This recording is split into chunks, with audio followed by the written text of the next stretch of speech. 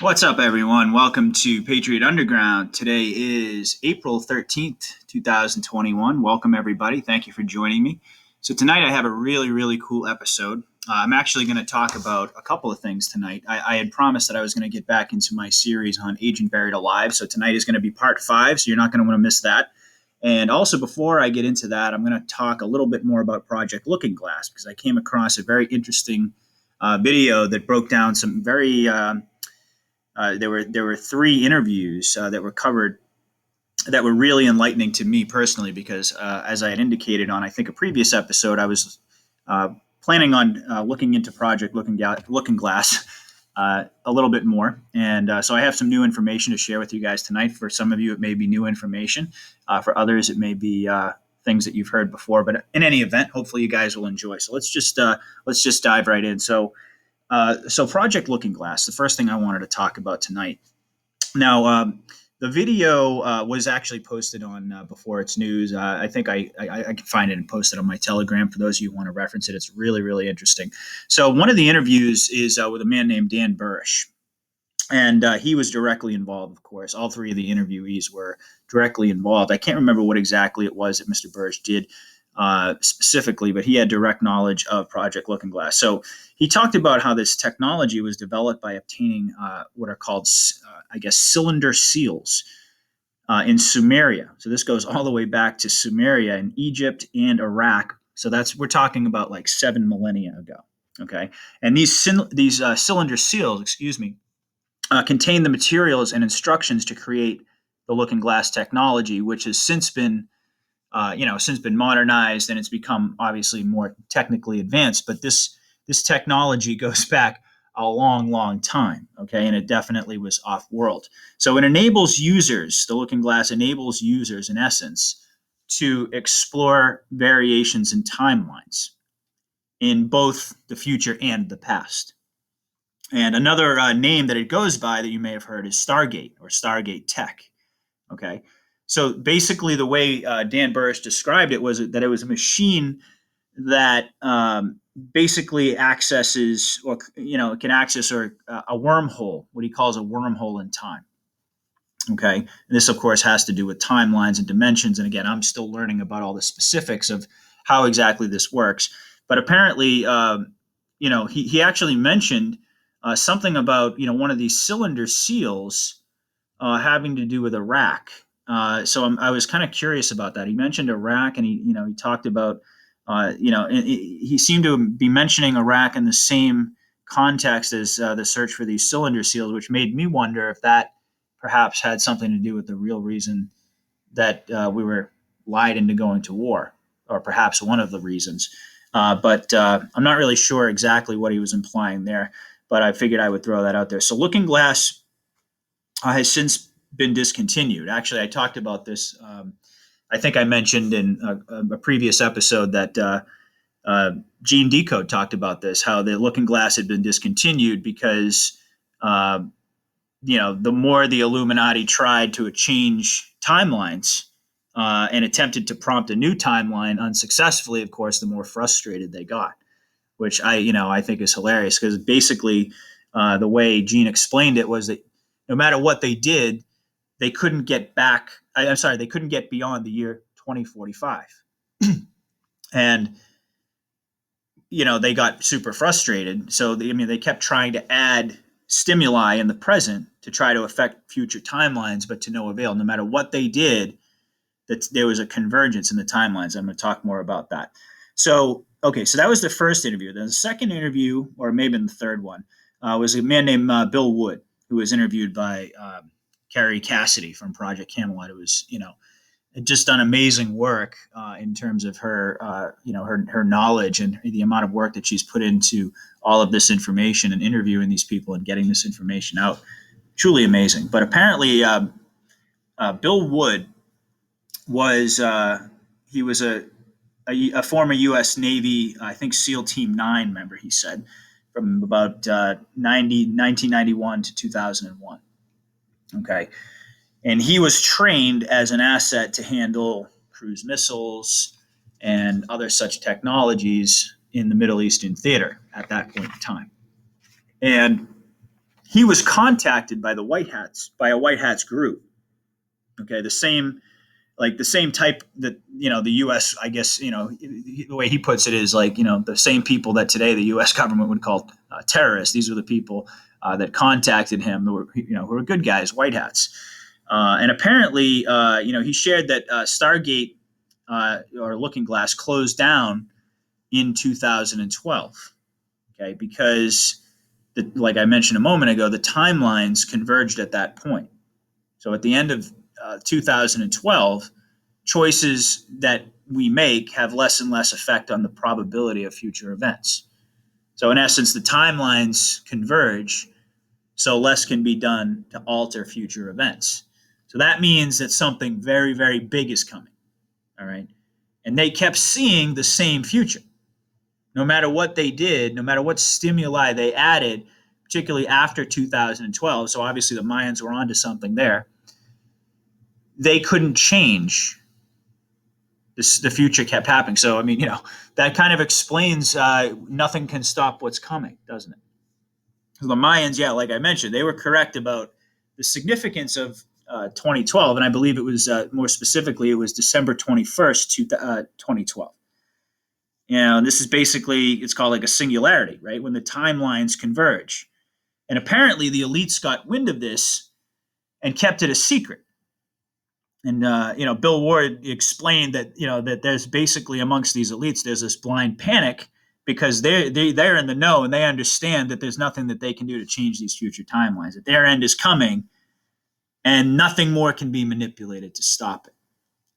And the only thing that they can do is prolong. But more about that in a minute. So apparently, Bill Ward was called into what he called fix the timeline problem. By apparently before he was I guess before he was contacted by the White Hats, I guess, who apparently assisted in him getting this information out. I guess he was also, at least it seemed to me, working for people who were probably the bad guys, it seemed like, because he said that at first he thought that he had been called in basically to stop the end of the world.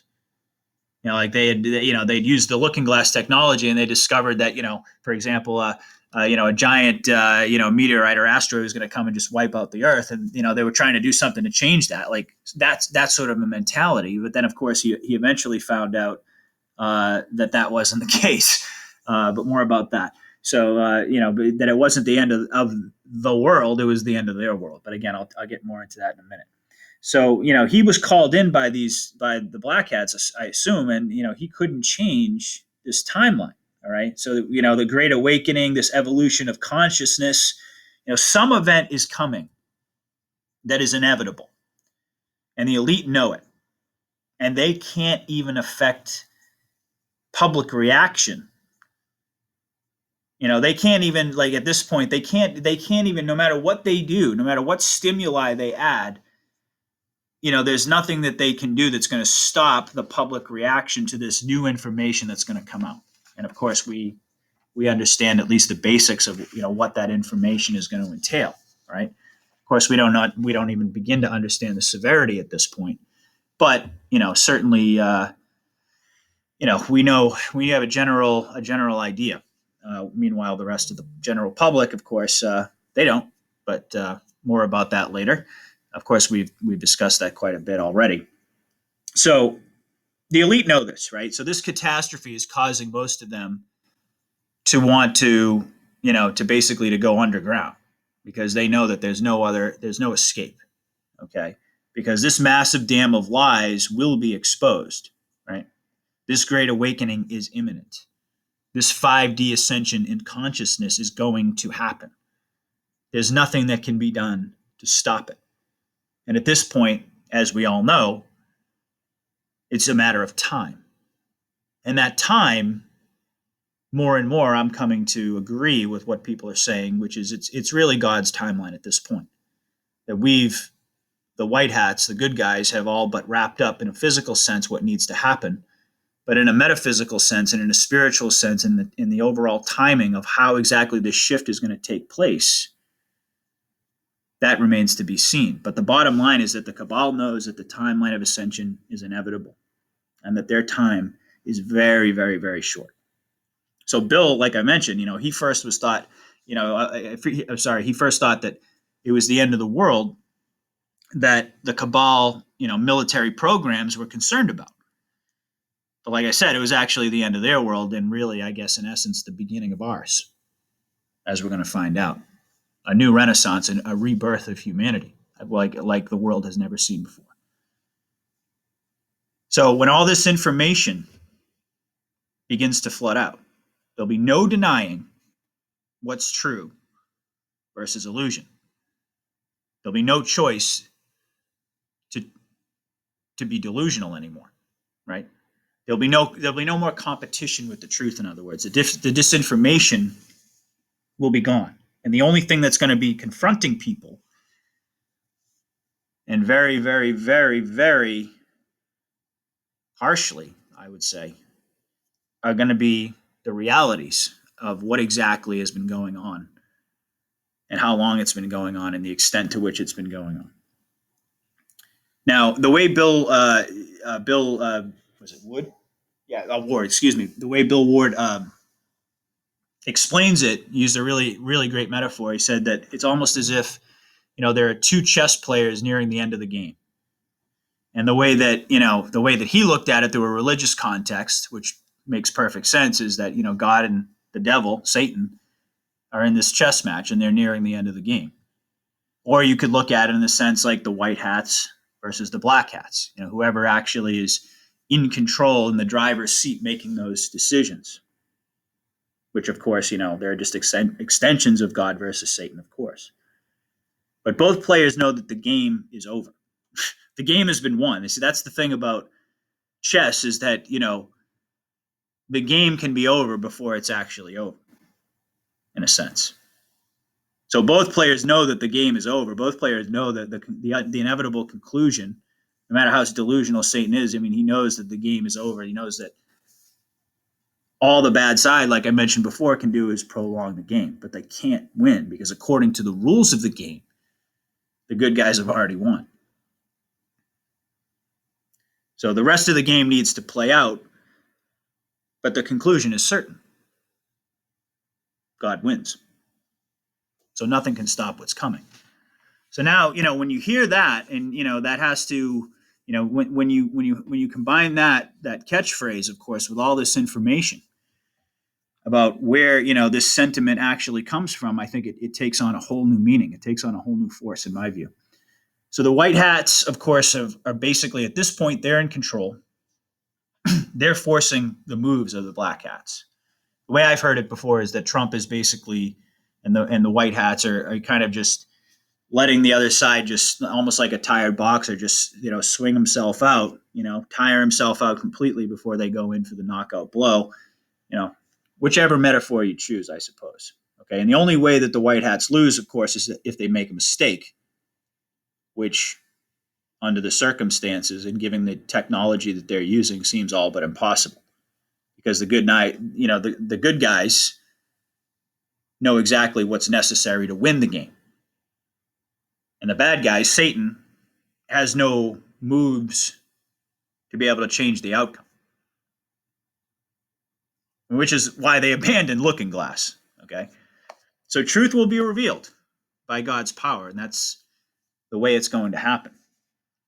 But the elites have been hedging their bets that, and this is where their delusion really shows itself. They've been hedging their bets that they can still somehow, some way recover their timeline, their plan.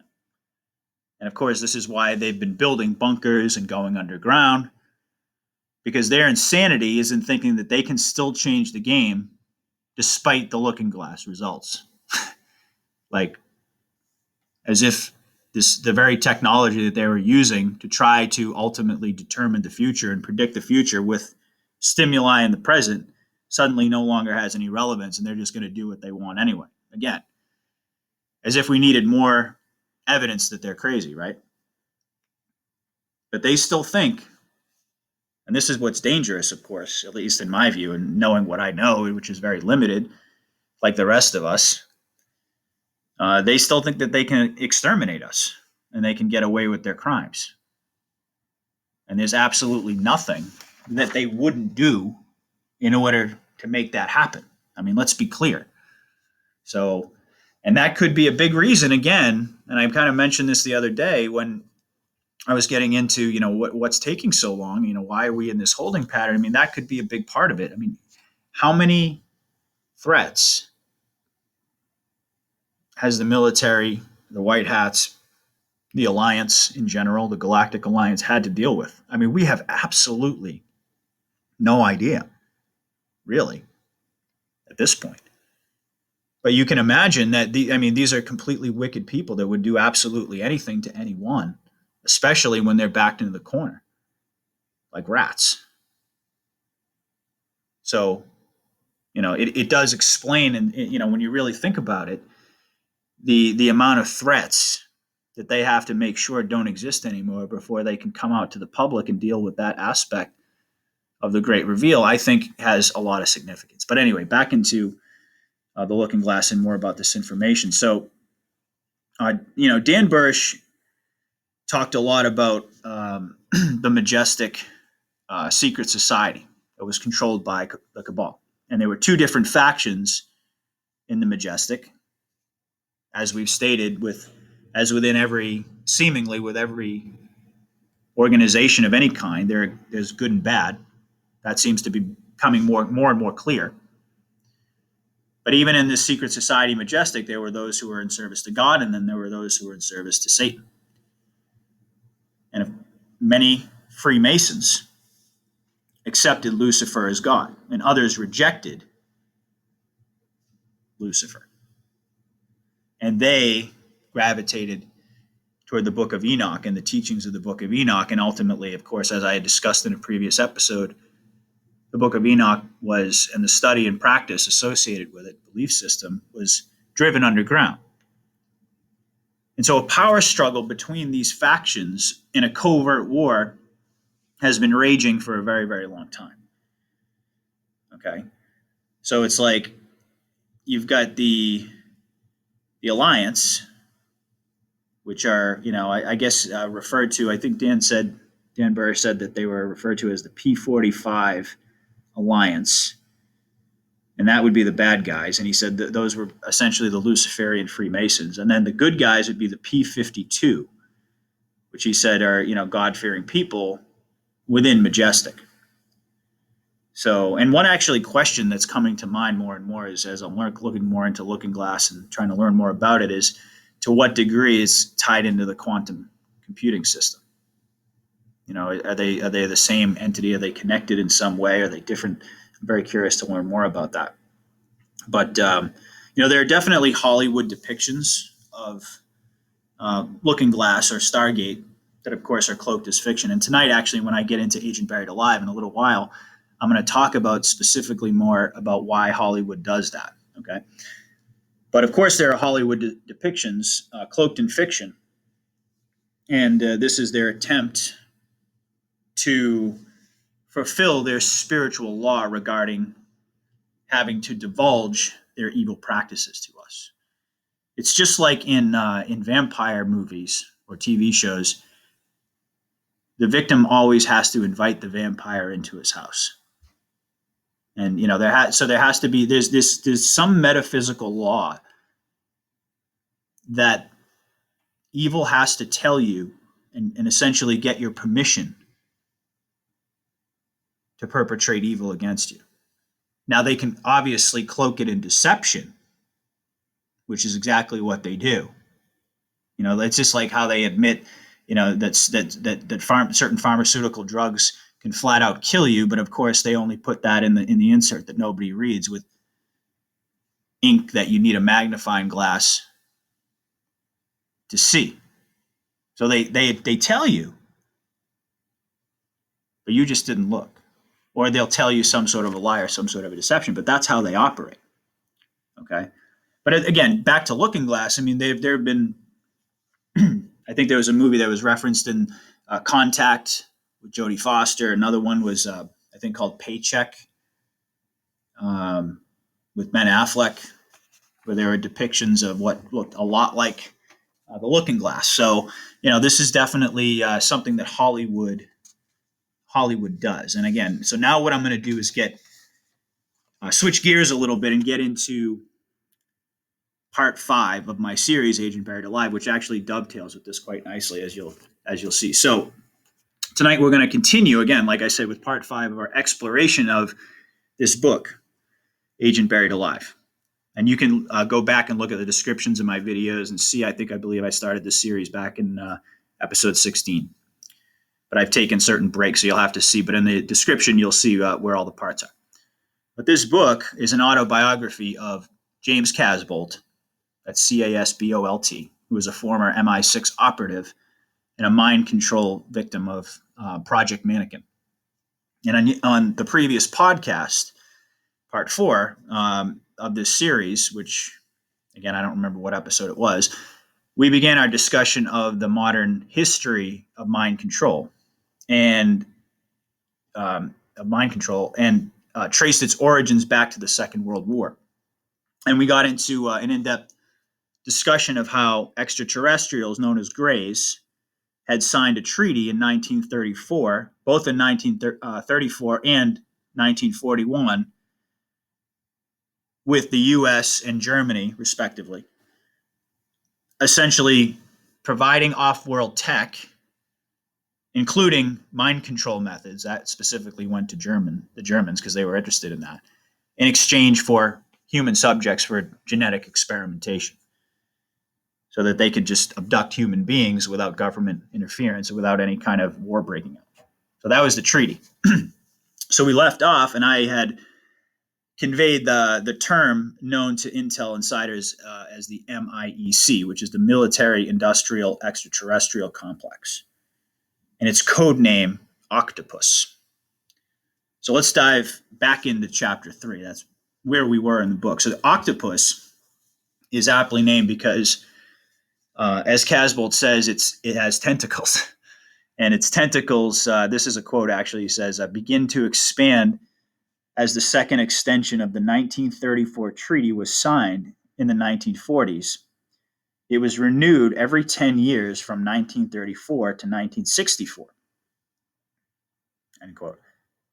And he claims that these treaties, in some way, shape, or form, still exist today. Of course, they've evolved. Now, under the current circumstances, are they actually still active? Are they still doing this? I mean, who knows? I mean, as far as I know, as far as what I'm hearing, is there's just all-out war going on up in the skies above us, and there's been evidence of this. If you know where to look. So I think that this whatever these treaties, I think, as you're going to see, whatever their original intentions were, eventually they went bad. Okay. So after 1940, and this is why the situation has really come to a head on this planet. Okay. So after 1944, there was a lot of infighting. There was a lot of chaos within the different government factions of the MIEC. And there was one faction loyal to humanity. And then, of course, there was another that was willing to do anything that it took to gain access to more of this off-world alien technology. And they didn't care what they had to do. Good versus evil. And this battle has raged ever since, including cover-ups, assassinations, but most importantly, in the theater of information and psychological warfare. And we've talked a lot about that. Now, the good guys leak intel to the public about what's really going on behind the scenes of the MIEC, particularly in these underground bases, these DUMBs. While the black hats, and this is where it dovetails nicely with what I was talking about, the black hats, quote, cover it up with damage containment and psychological warfare programs for the public known as chicken feed. Enter the mainstream media, right? So on the topic of chicken feed, Casbolt says, quote, chicken feed still goes on today and has become more complex and confusing. without wires, which is Intel speak for inside connections, it's almost impossible to know what's really going on in the world. Well, how true is that? And we talk about that every day. All right, so he goes on, quote, the NSA is all over the internet. They're buying up independent journalists who are not part of the controlled mainstream media to spread their disinformation campaigns. He goes on, Hollywood is a major vehicle for this, and the protocol seems to be this. Any details of covert projects leaked out are made into a film or included in sections of films so the uneducated public will dismiss all the information as fiction. End quote. Now, does that sound familiar? I don't know about you, but that's exactly what I grew up believing. I've said it many times. I grew up thinking that science fiction was fiction. And now I understand why. It was planned this way. And we come to find out exactly why we grew up believing what we grew up believing. Okay, so of course his chicken feed explanation, when you think about it, also explains our flocking to inside sources for information. Because without these leaks coming from the white hats, it would be completely, totally impossible to have any real idea of what's actually going on in the world and getting closer to the truth. We would have no hope at all. We'd be completely in the dark. Okay. And I'm sure you agree, right? So by 1944, the Greys, their treaty was wearing thin, as it was discovered that they weren't abiding by their end of the deal. They weren't abiding by the guidelines. They were abducting people, and then they weren't reporting it on government lists. They weren't doing what they were supposed to do. And of course, as I mentioned before, the Greys did not ever have humanity's best interest in mind. In fact, they were really representing the Dracos, and I'm going to talk more about them in a minute. So in May of 1954, the Eisenhower administration signed a third extension of the treaty known as the, quote, Grenada Treaty, which the Greys and Draco reptilians blatantly broke the terms of this treaty. Okay, but more about that later. So the Grenada Treaty was signed, this is according, of course, to Caswald's book, on the Holloman Air Force Base in New Mexico by the Ultra Unit of the NSA. And he spells Ultra with all caps. And the Ultra Unit was one of the most elite and super secret factions of the NSA, run by Project Paperclip Nazis, who became part of the NSA in 1945 at the end of World War II. But he claims that all members of Ultra were cloned humans. He doesn't really elaborate on that, but he mentions that all of these members of Ultra were cloned humans. Now, the original documents of this treaty, according to him, are secured in an NSA facility called Blue Moon. And he says that blue is a code word, I guess, in the NSA for extraterrestrial. And Blue Moon is actually a dumb beneath Kirkland Air Force Base in New Mexico. So, and then he adds also that the entrance to the base is the Manzano Mountains. So and this is not the first time in the book where he goes into a lot of detail. I mean, I haven't really conveyed as much of the detail about where the entrances are, but in the book, if you read it, you'll see for yourself. I mean, he can tell you exactly where these bases are and how to get into them in the whole 9 yards. So Blue Moon is the technological headquarters of the Department of Energy, where free energy devices, which was technology that was given by the Greys and the Dracos as a part of this treaty.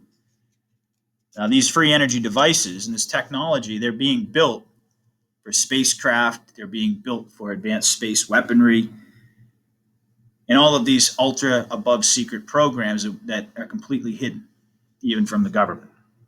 The MIEC had an insider, a guy named Dr. Bill Deagle.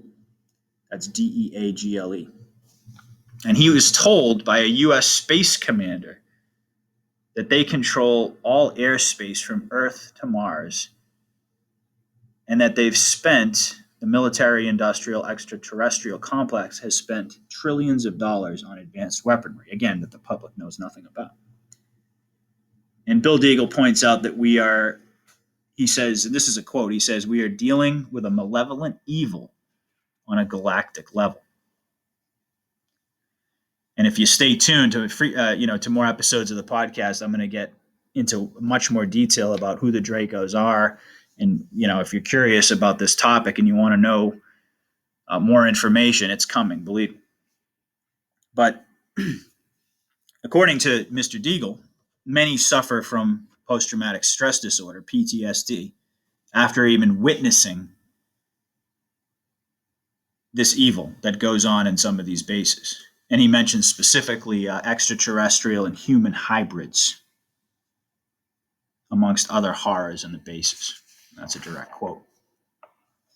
So Dr. Deagle, he also claims, according to Casbolt, to have been approached by a man, codenamed Pindar, on behalf of the MIEC, who asking him to join the 33rd degree illuminated Masonic levels. And I've talked about that in previous podcasts. And when Dr. Deagle said no to this codename Pindar, the man, he walked away and appeared to disappear. It looked like he just disappeared after he walked away, after Deagle refused. And apparently, there's this technology that exists called thermopic camouflage that can render a Secret Service man invisible to the naked eye. Right? It's a small device that can even be worn on a belt and activated whenever you want. So, just like something out of James Bond, right? And he goes on to say, quote, "A Secret Service man can also be put through a thermopic field and will become invisible to the naked eye for 48 hours.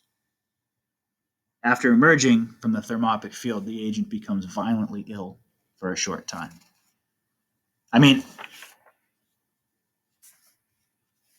The more that I talk about this information, the more I realize that virtually everything that I've seen in the movies and everything that I saw growing up was an outright admission of reality.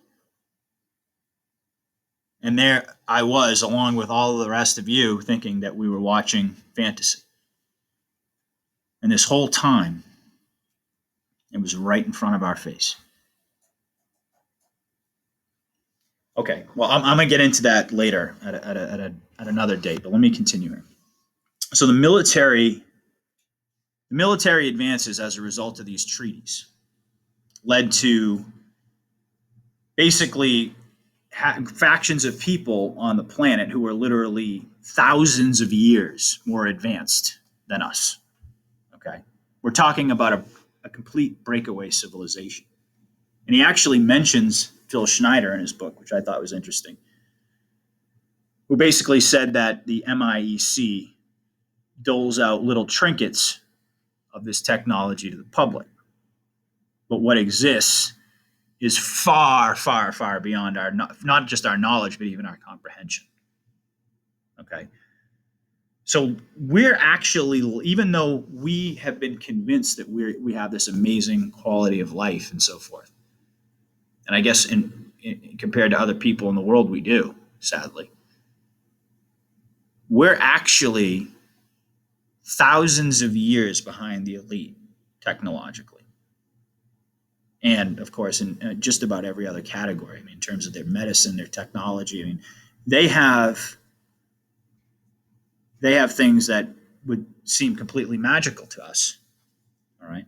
In the same way that our smartphones, of course, that we carry around with us would have seemed completely magical to the founding fathers. All right. But for a different reason, of course, we've been deliberately kept in the dark. So by 1964, okay, The 1934 treaty was renewed for the third time, although it had become clear that the intentions of the Draco and the Greys were not what they had originally thought, that they were dark. Okay. And there were upper levels of U.S. intelligence who started to postulate a new theory, or a new theory, basically, that the Greys and the Dracos had targeted this planet for invasion and ultimate takeover. Somewhere between the years 2000 and 2030. So Casbolt mentions that he's seen a massive amount of evidence that, quote, where's the quote? Yeah, many Gray and Draco reptilians may have actually been on this planet, installed underground since at least the time of ancient Babylon. I mean, that's how far this goes back. Okay, now, he doesn't get into the ancient history at this point, but he's just letting us know that how far this goes back. And again, this ties in with what I've been saying all along, which is my theory, of course, about the Great Awakening, that it's going to be a fusion of science, and real religion. And we're going to find out the truth. And these two separate entities that we've been led to believe our entire lives are somehow not compatible with one another. We're going to realize the truth, in my opinion. Okay, so he goes on to say that there may have been they may have been covertly subverting the human population over a long period of time in preparation for a full-out invasion, or what he says is, quote, the return of the fearsome Draco Prime overlords from Alpha Draconis. And more about the Draco Primes, I think, in my next episode. I'm going to get into them in more detail. Now, Casbolt then takes us all the way back to 1887, when there were these disc-shaped, classic UFO, right? Disc-shaped crafts that were observed up in the sky. And this was during I think it was the Grover Cleveland administration. And he was the one, was it Grover Cleveland? Yes. So he created a secret committee to investigate. What were these flying saucers, right? And there were, I guess, 5 members of this group who became known as the, quote, suits. And then I have a quote here. He says, members of the press were contacted and asked not to report the sightings to the public.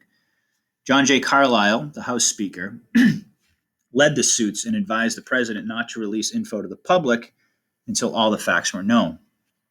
And of course, we know that never happened. But I guess their original intention was to at least only keep us in the dark for a little while. At least that's what they were saying. And then under U.S. President Benjamin Harrison, this 5-person secret committee evolved into a secret division of the government called the Central Group. And he says, quote, their headquarters were set up in tunnels below D.C., codenamed the Land of Nod. And for those of you who don't know, this is where Cain was exiled, the original headquarters of evil. You go back to biblical times. So this also, of course, directly ties into their belief system. And they believe that they're descendants of Cain, who assumed the blood right to rule over us. That's exactly what they do in Washington, D.C. But still, at that time, most of the federal government, they knew nothing about this underground tunnel system, the Land of Nod. It's an outright admission that it's a place of depravity. And then around the same time, in about 1887 or 1886, England also began seeing strange aircraft.